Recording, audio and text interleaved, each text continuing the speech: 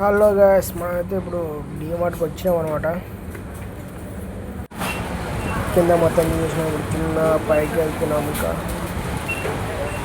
పైన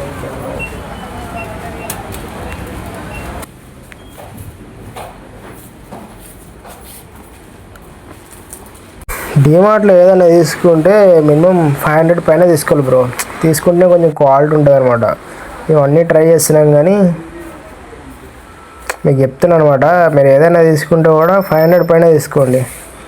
తక్కువ తీసుకుంటే క్వాలిటీ ఉండవు అనమాట, ఎక్కువ రోజులు రావు. మనవాడు ఏం తీసుకున్నాడు కానీ జస్ట్ చెక్ చేశాడు అట్లా.